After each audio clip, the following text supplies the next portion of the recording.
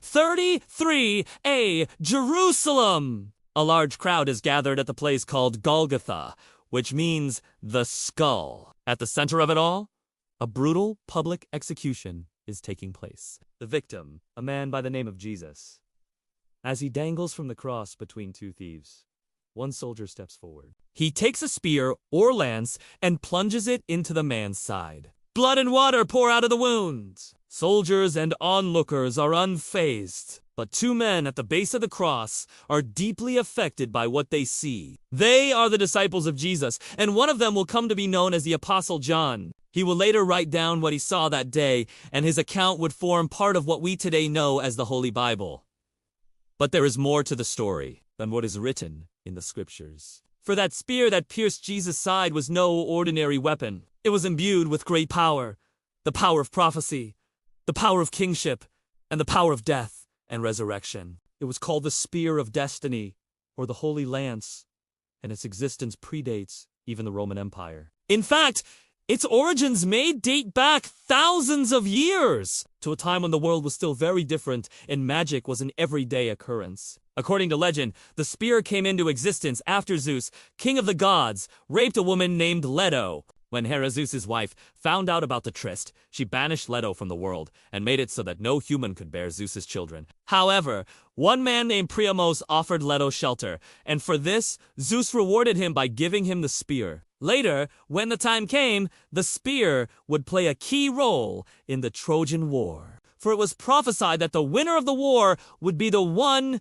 who possessed it. And sure enough, Priamos' grandson, Ictor, used it to great effect in battle. But eventually, the war came to an end, and with it, the spear's moment of glory. In the aftermath, Hector's brother, Paris, fled to Egypt, where he became the first pharaoh. He ruled over the land of the pharaohs for many years, but eventually, he, too, would pass away. According to another prophecy, the next person to wield a spear would become ruler of all the world.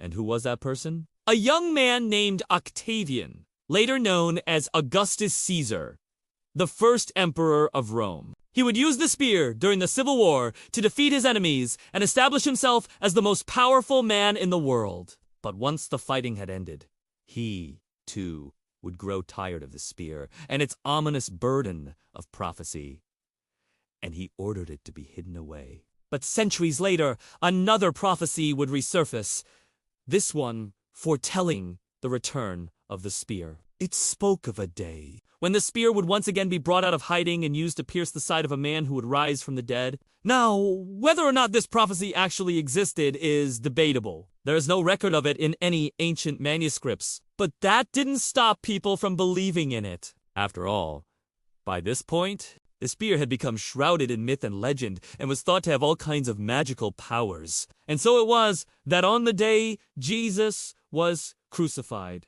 someone came across the spear and saw in its dull metal a chance to make their fortune. Perhaps he was a soldier hoping to curry favor with his superiors. Or maybe he was a member of the crowd simply looking to get in on the action. Whatever his motivation, he stepped forward and plunged a spear into Jesus' side. In doing so, he unwittingly fulfilled an ancient prophecy and ensured that the Holy Lance would remain a part of human history for many years to come. After the crucifixion, the spear was taken away by the Roman soldiers, who likely saw in it nothing more than a common military implement. Still, its power could not be contained, and it continued to move through time, reappearing here and there throughout the Middle Ages.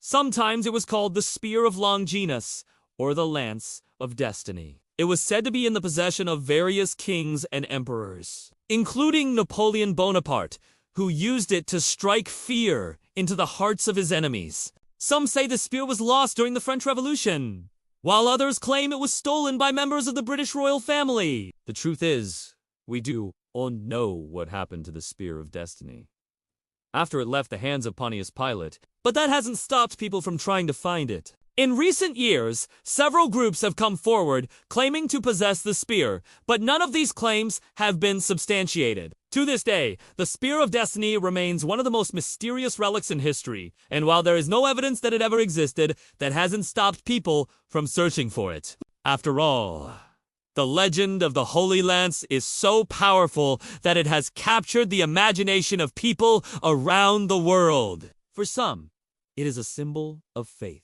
For others, it is a reminder of the brutality of the Roman Empire. But for all of us, it is a reminder of the enduring power of legend and myth. Hey, everyone. Thanks for watching! If you liked this video, please hit the like button and subscribe for more content. Also, check out my podcasts. Thanks, bye.